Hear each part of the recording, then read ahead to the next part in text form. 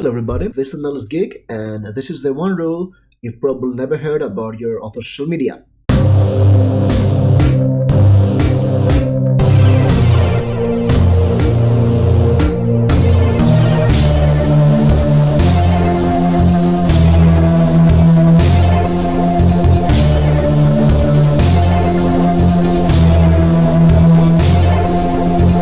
Alright, I'll start this video, the elephant in the room.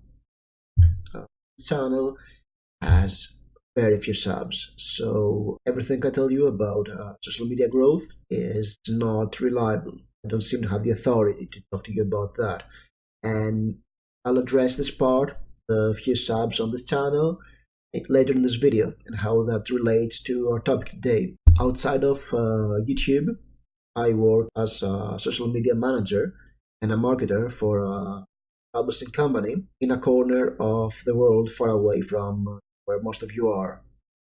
And I've actually helped launch at least two best-selling non-fiction books. That's my transparency here. Bear in mind though that I won't talk about specific steps on how to sell your book at this video because of two reasons. First off, my experience is in a market outside of what most people are interested in doing over here. So I cannot tell you that you should do X, Y, and Z because what I've done applied to a different market, and my experience is much more different than what many other people face. And every piece of advice I'll give is more abstract and high level. And the second reason is for professional sake because I cannot tell you what the company I work at did right or wrong. But what I can tell you is something I often deal with when I talk with other friend writers, and they tell me that, hey, about your job, I was told that if I go into X social medium, I'll sell more books, but I don't know what to do. What should I do? This is a very hard answer to give because every author is different and they have different brandings. And branding is key, and things that work for one author don't work for another.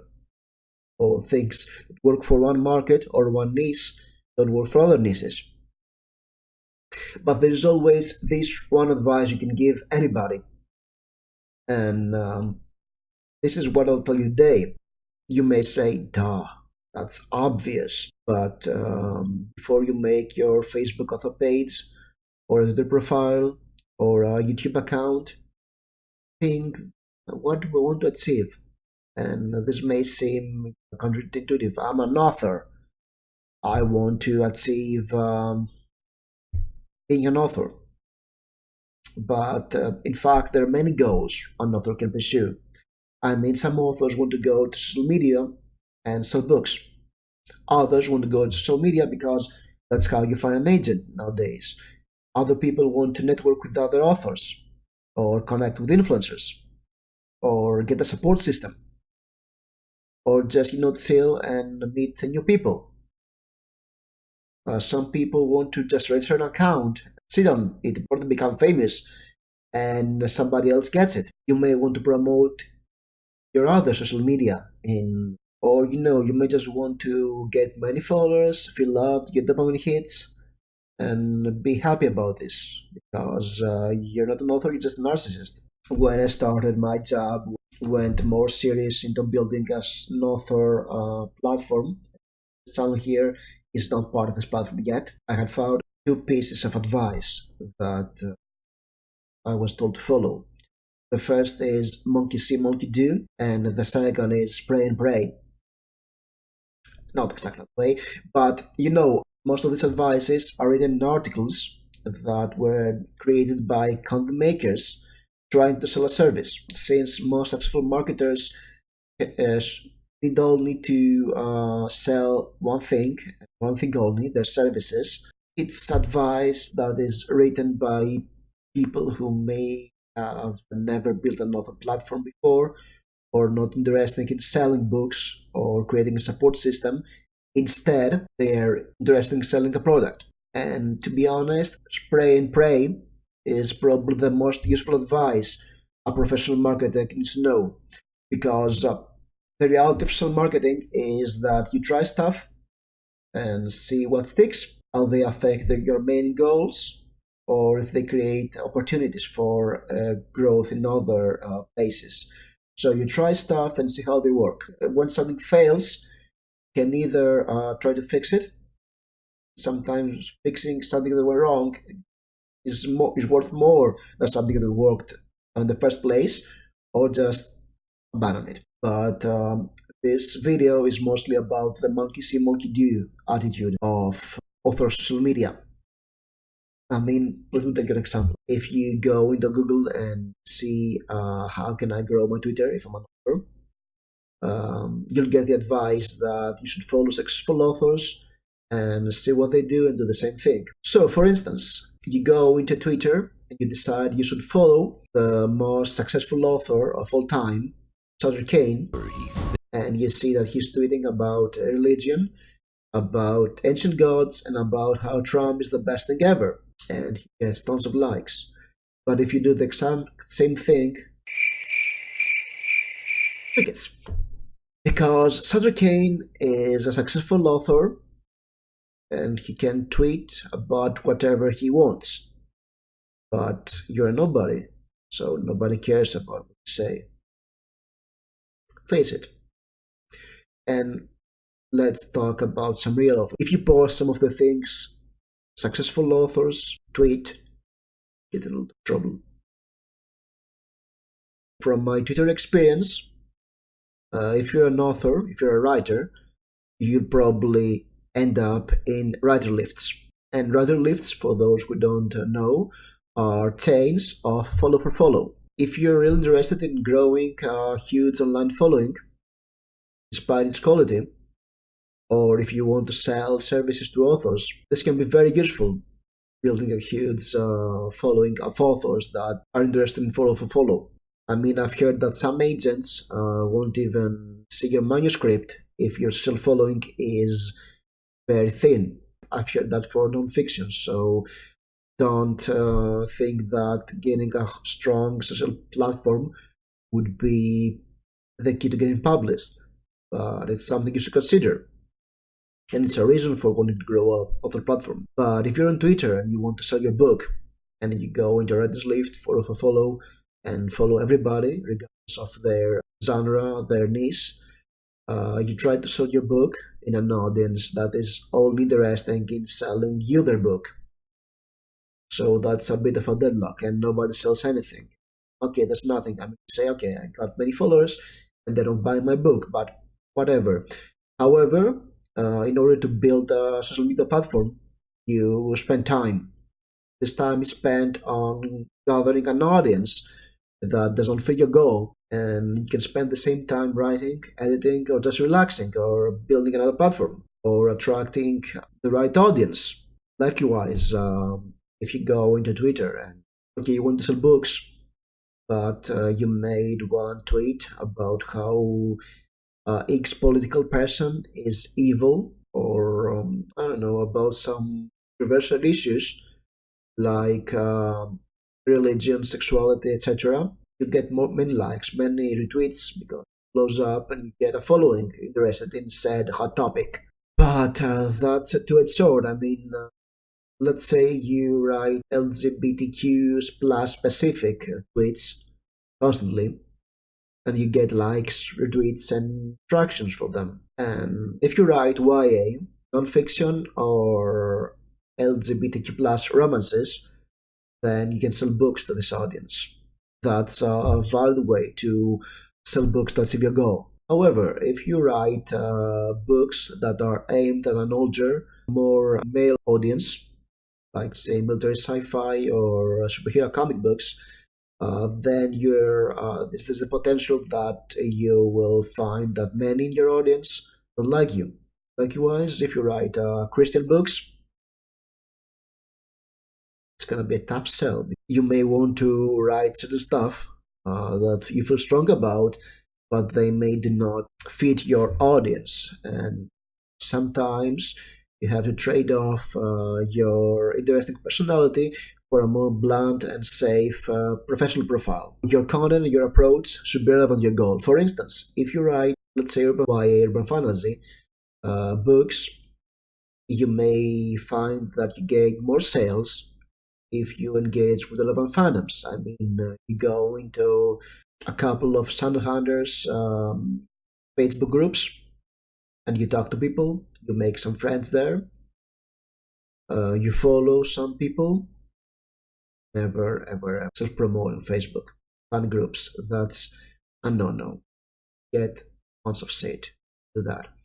However, you can always make your personal profile that is in 20 different YA urban fantasy groups and post daily. You can have your cover in your profile picture, the fact that you wrote this book, in your bio, that you're an author of XYA urban fantasy book, and people who see your name, who are hovering over your profile, to learn more about you because they think you're cool and you're also a fan of Cassandra Clare, will see that you have a similar book and they may be interested in it.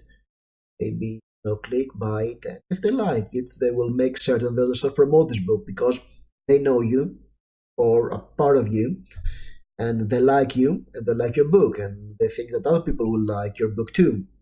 That's how you do soft sell marketing. You take advantage of parasocial relationships and you may sell. You may not sell many copies that way, but it's a way to do that, a soft sell approach. You can even create your own group or your fan page and use Facebook pixels to market your book to those people, but it gets very technical at this point.